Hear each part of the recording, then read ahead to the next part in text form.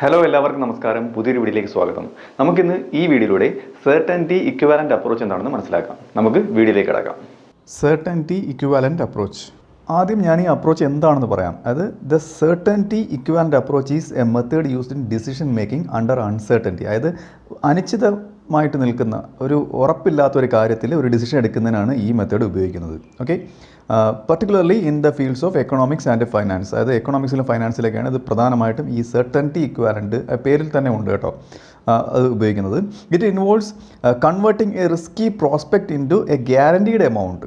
അതായത് ഒരു റിസ്കി ആയിട്ടുള്ള ഒരു പ്രോസ്പെക്റ്റിൽ ഒരു ഗ്യാരണ്ടീഡ് ആയിട്ടുള്ള എമൗണ്ട് ആക്കി മാറ്റുന്നതിന്, കൺവേർട്ട് ചെയ്യുന്നതിന്.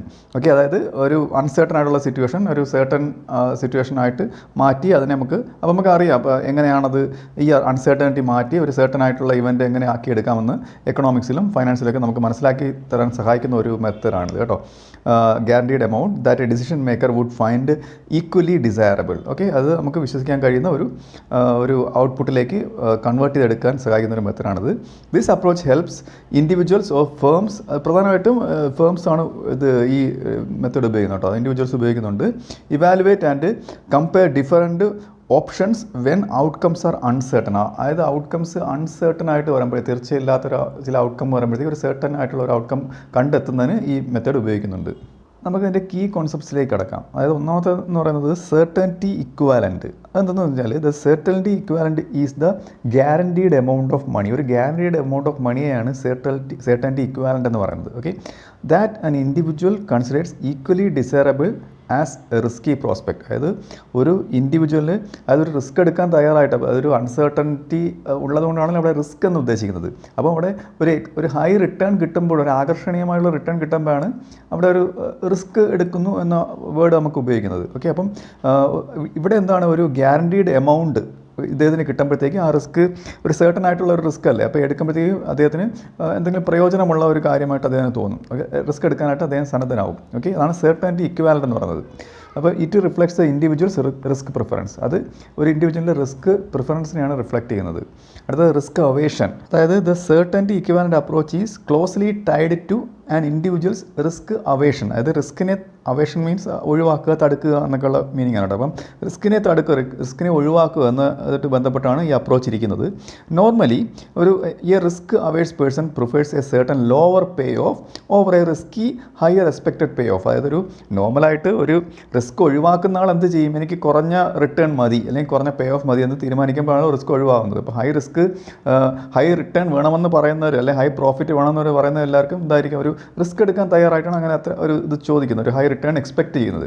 അപ്പോൾ ഇതിൻ്റെ നേരെ ഓപ്പോസിറ്റ്. അപ്പം ലോ പേ ഓഫ് ചോദിക്കുന്നവർ റിസ്ക് അവോയ്ഡ് ചെയ്യുകയാണ്, റിസ്ക് ഒഴിവാക്കുകയാണ്. ഇതിന് നേരെ ഓപ്പോസിറ്റാണ് ഏതെന്ന് പറയുന്നത് സെർട്ടനിറ്റി ഇക്വിവാലന്റ് അപ്രോച്ച് എന്ന് പറയുന്നത്. കൺവേഴ്സ്ലി നേരെ വിപരീതമായിട്ട് റിസ്ക് സീക്കിംഗ് ഇൻഡിവിജ്വൽ, റിസ്ക് എടുക്കാൻ തയ്യാറായിട്ട് വരുന്ന ഇൻഡിവിജ്വൽ എന്താണ്, might prefer the risky option even if it is expected value is the same as the certain option. അതായത് തീർച്ചയായിട്ടും ഇദ്ദേഹത്തിന് ഇത്ര റിട്ടേണാണ് കിട്ടാൻ പോകുന്നത് എന്നൊരു സെർട്ടനിറ്റി ഉണ്ടെന്നുണ്ടെങ്കിൽ അദ്ദേഹത്തിൻ്റെ എക്സ്പെക്റ്റഡ് വാല്യൂ അത് ഓപ്ഷന് തുല്യമായില്ലേ. അപ്പം അദ്ദേഹം റിസ്ക് എടുക്കാൻ തയ്യാറായി മുന്നോട്ട് വരുന്നു എന്നാണ്.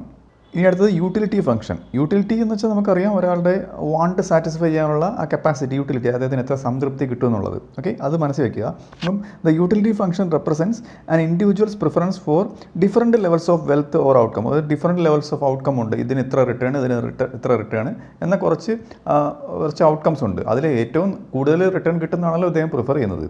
ഓക്കെ, അപ്പോൾ കൂടുതൽ റിട്ടേൺ കിട്ടുമ്പോഴത്തേക്ക് അത് പ്രിഫർ ചെയ്താൽ അവിടെ എന്തുണ്ട്, അവിടെ റിസ്ക് ഉണ്ട്. ഓക്കെ, അപ്പോൾ അതും അദ്ദേഹത്തിൻ്റെ യൂട്ടിലിറ്റി ആയിട്ട് മാച്ച് ചെയ്യണം. അപ്പം the certainty equivalent is found by equating. അതായത് ഇത് രണ്ടും ഇക്വേറ്റ് ചെയ്യുന്നത്, അതായത് ഇതിൻ്റെ യൂട്ടിലിറ്റിയും അദ്ദേഹത്തിൻ്റെ എക്സ്പെക്റ്റഡ് റിട്ടേൺ തമ്മിൽ മാച്ച് ചെയ്യുന്ന ഒരു ഫംഗ്ഷനാണ് ഇത് നിർവഹിക്കുന്നത് കേട്ടോ. അപ്പോൾ the certainty equivalent is found by equating the expected utility of the risky prospect to the utility of a certain amount. മനസ്സിലായി, ഇത് രണ്ടും മാച്ച് ചെയ്യിക്കുന്നതാണ് ഇതിൻ്റെ ഫംഗ്ഷൻ എന്ന് പറയുന്നത്. ഇനി നമുക്കിത് എങ്ങനെ കാൽക്കുലേറ്റ് ചെയ്യുന്നു സ്റ്റെപ്പായിട്ട് മനസ്സിലാക്കാം. Steps to calculate certainty equivalent. അത് ഒന്നാമത്തെ സ്റ്റെപ്പ് എന്ന് പറഞ്ഞാൽ ഐഡൻറ്റിഫൈ ദ റിസ്കി പ്രോസ്പെക്റ്റ്. ഏതാണ് റിസ്കി പ്രോസ്പെക്റ്റ് എന്ന് ഐഡൻറ്റിഫൈ ചെയ്യുന്നു. ഇതാണ് ഏറ്റവും കൂടുതൽ റിസ്കി ആയിട്ടുള്ളത് എന്ന് തിരിച്ചറിയുന്നു. അപ്പം define the risky investment or gamble, risky ആയിട്ടുള്ള ഇൻവെസ്റ്റ്മെൻറ്റ് ഏതാണെന്ന്, അത് ഇൻക്ലൂഡിങ് ഓൾ പോസിബിൾ ഔട്ട്കം, അത് പ്രത്യേകം ശ്രദ്ധിക്കണം, എല്ലാ പോസിബിൾ ഔട്ട്കം എടുത്തിട്ടാണ് ഇത് റിസ്കി ആണോ അല്ലേ എന്ന്, അത് ഏതാണ് റിസ്കി എന്നത് തിരിച്ചറിയുന്നത്. And their associated probabilities, very important, probability, സാധ്യത, ഇതിന് ഇത്ര സാധ്യതയുണ്ട്, ഇതിന് ഇത്ര റിസ്ക് വരെ എത്താനുള്ള സാധ്യതയുണ്ട്, അല്ലെങ്കിൽ ഇത്ര ഔട്ട്കം വരെ എത്താനുള്ള സാധ്യതയുണ്ട്, അതൊക്കെ തിരിച്ചറിയുന്നതാണ് ഒന്നാമത്തെ സ്റ്റെപ്പ് എന്ന് പറയുന്നത്.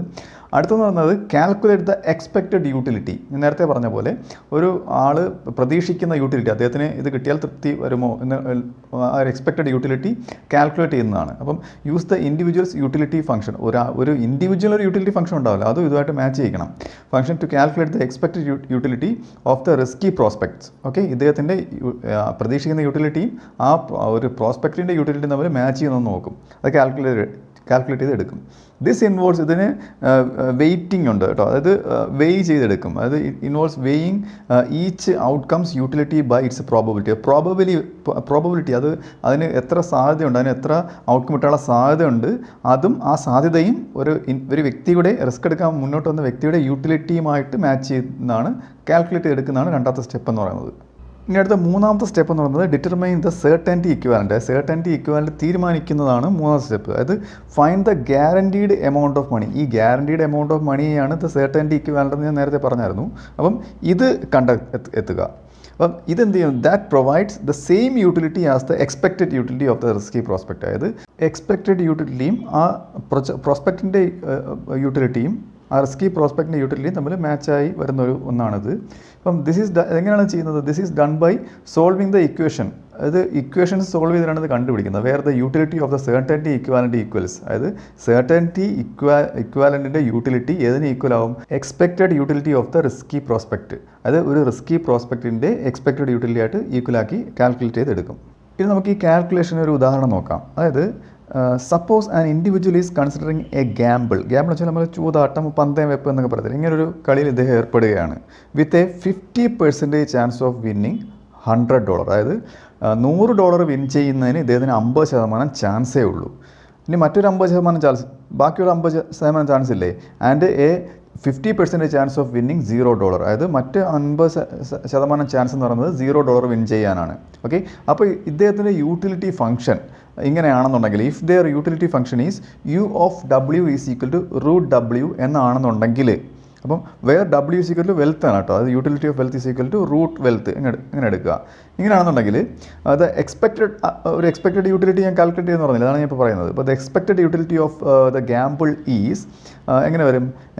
EU ഈസ് ഈക്വൽ, അതായത് expected utility is equal to 0.5 into, അതായത് പെർസെൻറ്റേജ് ആണ് കേട്ടോ, അതായത് 50% അത് ഡെസിമലിൽ എടുത്തതാണ്. 0.5 ഇൻറ്റു √100 ആ വെൽത്ത്, ഇതിന് കിട്ടുന്ന വെൽത്ത്, ആദ്യം കിട്ടുന്ന വെൽത്ത് 50% വെൽത്ത് പ്ലസ് പിന്നെ അടുത്ത മറ്റേ 50% ഇല്ലേ, അതും ഡെസിമലിൽ എടുക്കുമ്പം 0.5 ഇൻറ്റു √0 മറ്റേ രണ്ടാമത് കിട്ടാൻ പോണ വെൽത്ത്. അപ്പോൾ ഇത് കാൽക്കുലേറ്റ് എടുക്കുമ്പോഴത്തേക്ക് √100 എന്ന് പറഞ്ഞാൽ 10 അല്ലേ. അപ്പം നിങ്ങൾക്ക് മാത്തമാറ്റിക്സ് അറിയാവുന്നവർക്കറിയാം, 0.5 ഇൻറ്റു √100 അതായത് 10 വരും. പിന്നെ പ്ലസ് 0.5 ഇൻറ്റു 0. ഇത് നമ്മുടെ ബോർഡ് മാസ് റൂളിൽ കാൽക്കുലേറ്റ് എടുക്കുമ്പോഴത്തേക്ക് 5 എന്ന് കിട്ടുന്നു.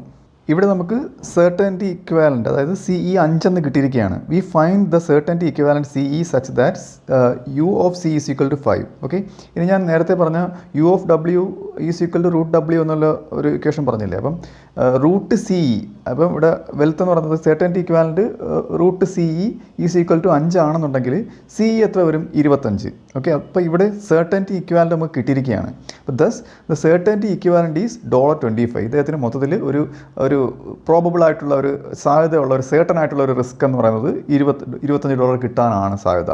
അപ്പോൾ this means the individual would be indifferent between taking the gamble and receiving 25 for sure. അതായത് ആ ഇൻഡിവിജ്വലിന് ആ ഗാമ്പിളിങ്ങിൽ പങ്കെടുത്ത് $25 കിട്ടാനുള്ള സാധ്യത ഒരു സേർട്ടൺ ആണ് എന്നാണ് ഇവിടെ കാണിക്കുന്നത്. ഞാൻ ഈ ഉദാഹരണത്തിലൂടെ സെർട്ടൻറ്റി ഇക്വാലൻറ്റ് അപ്രോച്ചിൻ്റെ വളരെ സിമ്പിളായിട്ടുള്ള ഒരു കാൽക്കുലേഷനാണ്, നിങ്ങൾക്ക് മനസ്സിലാവാൻ വേണ്ടി മാത്രമാണ് ഈ കാൽക്കുലേഷൻ ഞാൻ കാണിക്കുന്നത് കേട്ടോ. ഇനി നമുക്ക് ഇതിൻ്റെ ആപ്ലിക്കേഷൻസ് നോക്കാം. എവിടേക്കാണ് ഈ അപ്രോച്ച് അപ്ലൈ ചെയ്യാൻ പറ്റുമെന്നുള്ളത്. ഇൻവെസ്റ്റ്മെൻറ്റ് ഡിസിഷൻസിൽ, അതായത് ഇൻവെസ്റ്റേഴ്സ്, അതായത് സ്റ്റോക്ക് മാർക്കറ്റിലൊക്കെ ഇൻവെസ്റ്റ് ചെയ്യുന്നവരല്ലേ, investors use the certainty equivalent approach. അവർ ഉപയോഗിക്കുന്നത് എന്തിനാണ്? To compare the different investment opportunity, അതായത് ഡിഫറെൻറ്റ് ആയിട്ടുള്ള ഇൻവെസ്റ്റ്മെൻറ്റ് ഓപ്പർച്യൂണിറ്റീസ് താരതമ്യം ചെയ്യുന്നതാണ് അവർ ഉപയോഗിക്കുന്നത് കേട്ടോ. Especially when they involve varying levels of risk. പല ടൈപ്പിലുള്ള റിസ്കിൽ അവർ ഇൻവോൾവ് ചെയ്യുമ്പം ഈ അപ്രോച്ച് ഒരു സെർട്ടൻറ്റി കിട്ടുന്നതിന് വേണ്ടി ഉപയോഗിക്കുന്നുണ്ട്. പിന്നെ ഇൻഷുറൻസ് കമ്പനീസ് ഉപയോഗിക്കുന്നുണ്ട്. Insurance companies use this approach എന്തിനു വേണ്ടിയിട്ടാണ്? To determine premiums and coverage options. Premium options ഇപ്പോൾ പല ആൾക്കാർക്കും പല ഏജ് ആയിരിക്കാം, അവരുടെ രോഗം വരാനുള്ള സാധ്യത, ഇങ്ങനെയുള്ള കുറച്ച് റിസ്ക്കുകളുണ്ട് അവർക്ക്. ഇങ്ങനെ ഒരുപാട് ഇൻഷുറൻസ് ആയിട്ട് തുക കൊടുക്കേണ്ടതിനാൽ കമ്പനി നഷ്ടത്തിലാവത്തില്ല. അതുകൊണ്ട് ഒരു സെർട്ടൻറ്റി അറിയുന്നതിന് വേണ്ടിയിട്ട് premium and coverage options that align with the risk preference, ഞാൻ നേരത്തെ പറഞ്ഞ റിസ്ക് പ്രിഫറൻസുമായിട്ട് അലൈൻ ചെയ്യുന്ന നോക്കുന്നതിന് വേണ്ടി ഇവർ ഇത് ഉപയോഗിക്കുന്നുണ്ട് ഓഫ് ദെയർ കസ്റ്റമേഴ്സ്. അടുത്ത് പോളിസി മേക്കിങ്ങിന് വേണ്ടി ഇത് ഉപയോഗിക്കുന്നുണ്ട് കേട്ടോ. അതായത് policy makers use certainty equivalence എന്തിനു വേണ്ടിയിട്ടാണ്? To evaluate the trade off between different policy options under uncertainty. അതായത് ചില പോളിസികൾ എടുക്കുമ്പോഴത്തേക്ക് അത് സെർട്ടൺ ആണോ അത് അൺസെർട്ടൺ ആണോ ഇവർക്ക് അത് തീർച്ചയായും ഉണ്ടാവില്ല. അപ്പോഴത്തേക്ക് ഇത് തീർച്ചയാക്കി അതിൻ്റെ ഒരു സെർട്ടനിറ്റി മനസ്സിലാക്കുന്നതിന് വേണ്ടിയിട്ട് അതിനുവേണ്ടി ആ പോളിസിക്ക് വേണ്ടി എത്ര പണം ചിലവാക്കണം എന്നൊക്കെ ആ ട്രേഡ് ഓഫിന് വേണ്ടിയിട്ട് ഇവർ ഈ അപ്രോച്ച് ഉപയോഗിച്ചിട്ട് അത് കണ്ടെത്തുന്നുണ്ട്. അപ്പോൾ ഈ വീഡിയോ നിങ്ങൾക്ക് മനസ്സിലായെന്ന് വിശ്വസിക്കുന്നു. അടുത്ത വീഡിയോയുടെ മറ്റൊരു വിഷയമായി വീണ്ടും കാണാം.